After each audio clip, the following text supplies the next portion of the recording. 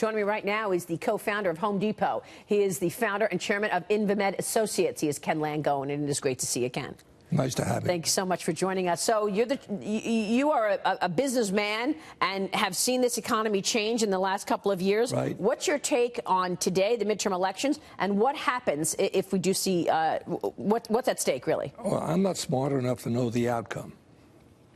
The thing that mystifies me, as I listen to some of these candidates talk about what they're going to do if they win, this is kind of the rhetoric we heard, or I should say that the people in Venezuela heard years ago when Venezuela was one of the wealthiest nations on earth and people had decent lives. What I'm bothered by is we have major crises in America. We've got the debt. We've got to address our debt at some point. The bigger issue to me is public education. It's deplorable. It's a disgrace.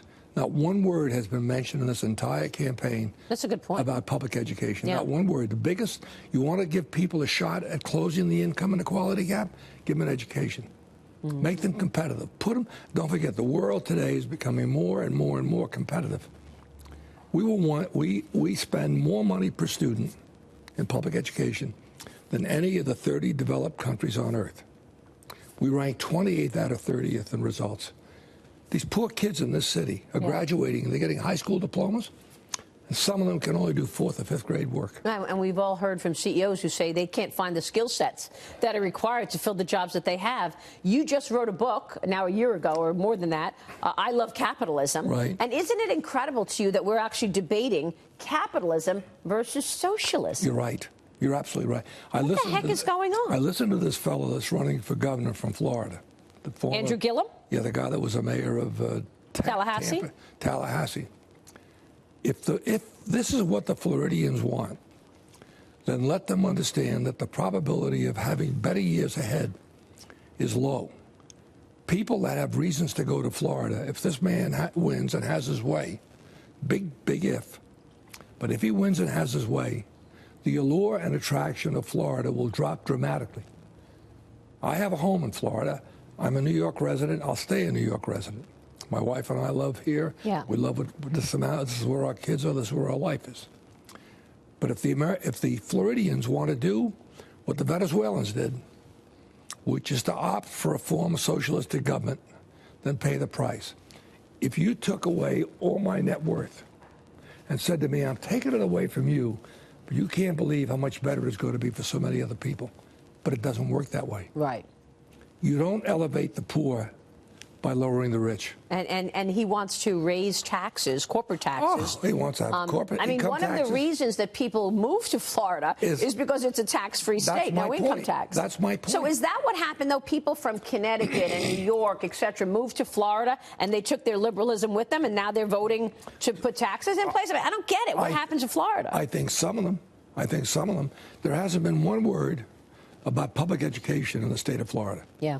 By the way, no better in New York, but the point is that all these politicians that want to talk about the quality of life and making people's lives better and helping them live the American dream, give them an education. Speaking of Florida, you've got a lot of seniors there. Health care is obviously a major issue in this election as well. You're the chairman of the board of trustees of NYU Medical Center, NYU Langone. Thank you. Your name is on the building because of all the money you've given them. You just gave an enormous gift, largest in NYU Langone's history, $200 million, so that you could give. No, I gave 100. We gave them 200 before.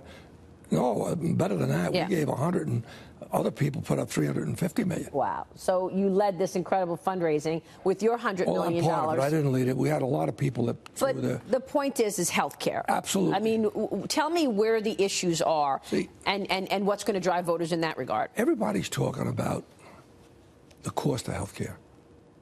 Nobody's talking about the availability of health care.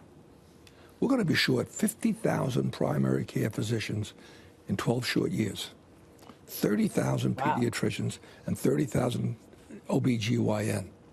So whether you have money or not, depending on where you are, you may not have access to health care. Not because you can't afford it or because you can afford it, but because there aren't enough doctors to go around. Yeah. Thank God we're living longer. Here I am, 83 years old. I've been to Mass. I've had some breakfast. I'm in here with you now. I'm going to go to work.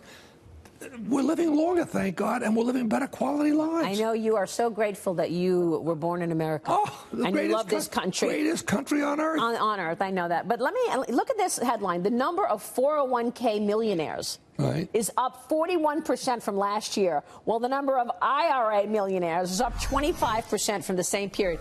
These are real people who are not millionaires. Now they are, and they've just gained money by investing and saving. This is an incredible Let me give story. you another flavor. Yeah.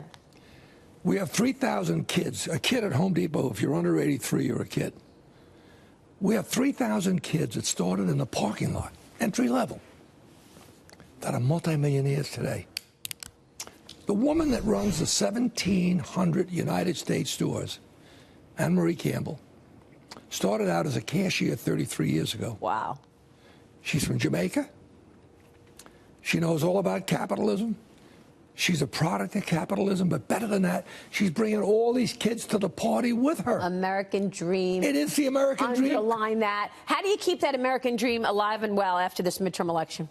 By giving capitalism the credit it deserves and recognizing there's no perfect system. But guess what? Above all the others, capitalism gets it done better. Does anything change if you have Maxine Waters running the Financial Services Committee?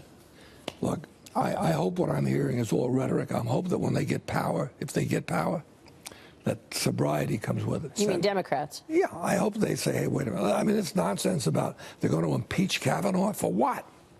You're going to impeach Trump for what?